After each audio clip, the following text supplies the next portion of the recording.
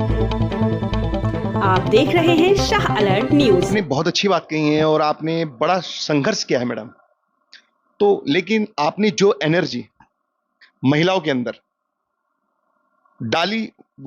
सिवाय और सिवाय उनको एक चीज की जो जरूरत है वो है उनको सही मार्गदर्शक, सही मार्गदर्शन। एंड बिलीव मी, उत्तराखंड में इतना पोटेंशियल है कि आज बहुत ही जल्दी वो एक ग्लोबल पटल पे, विश्व पटल पे पहुंचकर अपना परचम फैला सकता है।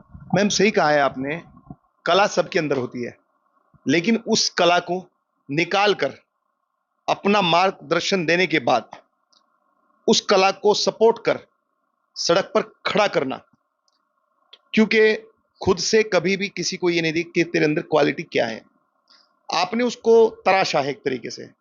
तो मेन चीज ये है कि अब सरकार की तरफ से आप मतलब खुद से ही इतना वो कर रहे हैं, तो सरकार की तरफ से आपको कोई सपोर्ट मिल रही है?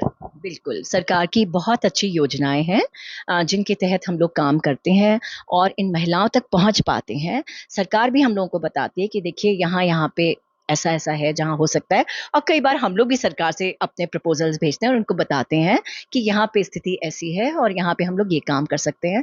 तो उसी के तहत अभी मैंने आपको जैसा बताया कि मैंने एक जो यहाँ का विभाग है हमारा, जो एग्रीकल्चरल डिपार्टमेंट है, उसके तहत रीप एक योजना है, रूरल एंटरप्रेन्योर एक्सेलरेशन प्रोग्राम।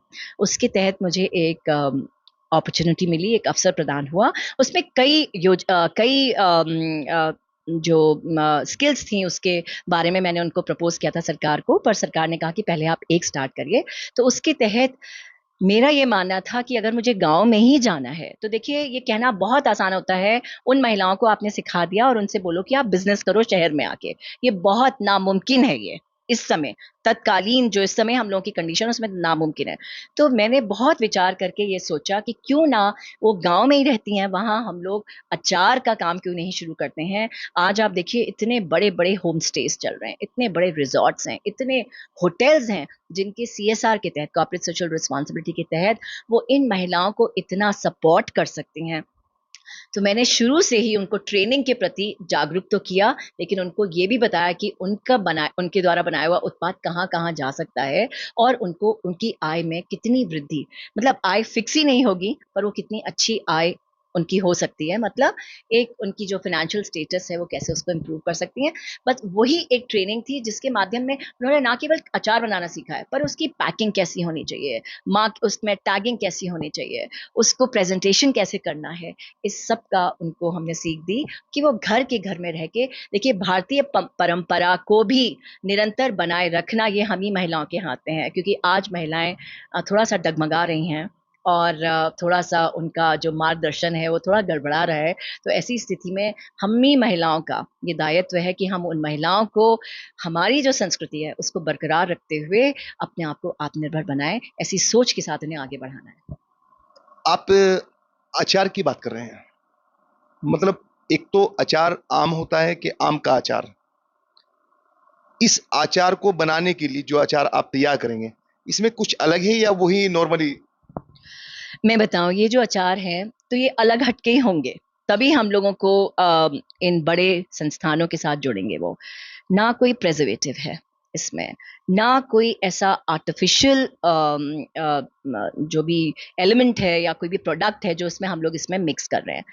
क्योंकि देखिए हम लोगों की जो हम महिलाएं, हमारे घर में अचार हम अपने बाबा दादी नाना नानी दादा परदादाओं को देखते हुए आ रहे हैं और सालों साल उनके अचार चलते थे। आप अगर मेरी ही बात पूछें तो मेरी मदर इन लॉ की डेथ को 4 साल हो गए हैं, और उससे पहले जो उन्होंने अचार डाले थे अपनी डेथ के पहले, वो आज तक बरकरार हैं। मेरी जैसी महिलाओं के पास इतना समय नहीं होता कि मैं उसमें धूप दिखाऊं, उन्हें ठीक करूं, कि उसमें तेल डालूं, पर यकीन मानिए कि वो अचार इस समय बिल्कुल वैसे की वैसे ही हैं। जब हमारे यहाँ मेहमान आते हैं तो हम उनको वो अचार खिलाते भी हैं, ना किसी प्रकार की उनमें दुर्गंध है या वो खराब हुए हैं। तो उसी जो उसको क्या बोलते हैं, प्रणाली, जो उसी उनका जो विधि है, जिस विधि से उन्होंने बताए थे, वो विधि अब तक हम लोगों के दिमाग में, क्योंकि हम लोगों ने देखा है। अब 30 साल से मैं उनको देखती हुई आई, उसके पहले मैंने अपनी मदर को देखा ऐसा बनाते हुए। तो उसी विधि से हम लोग के जो ट्रेनर्स हैं वो भी इन लोगों को स्किल कर रहे हैं, सिखा रहे हैं। तो ये एक खूबी है। और दूसरी खूबी ये है कि उत्तराखंड अभी भी हमारे भारत में क्या, भारत के बाहर भी अपने शुद्ध वातावरण की वजह से जो यहाँ की एग्रीकल्चरल है वो अभी भी काफी शुद्ध और अलग हटके, यहाँ पे पोल्यूशन अभी कम है, तो इसलिए लोग उसको काफी पसंद करते हैं। ये सीक्रेट है या आप शेयर करेंगी देशवासियों से, किस तरीके से, किस विधि से इसको तैयार करते हैं आप? ये जो अचार है कि कई कई वर्षों तक उसमें कोई प्रॉब्लम नहीं आती, ऐसे ही रखा रहता है जिसे बनाया जाता है?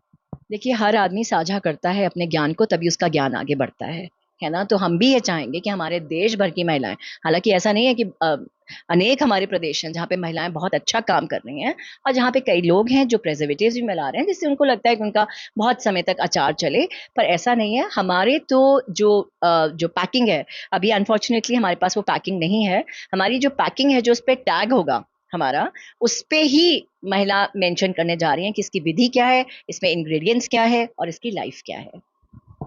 मैम ने बड़ी अपने जो विचार थे वो देश की महिलाओं के लिए साझा किए हैं और बताया कि किस तरीके से आत्मनिर्भर होकर, ना किसी के ऊपर डिपेंड होना, बल्कि खुद खुद से संघर्ष कर कर आगे बढ़ा जा सकता है। तो आप देख रहे हैं उत्तराखंड देहरादून से अरशद राणा की कैमरामैन समीर मलिक के साथ एक खास रिपोर्ट।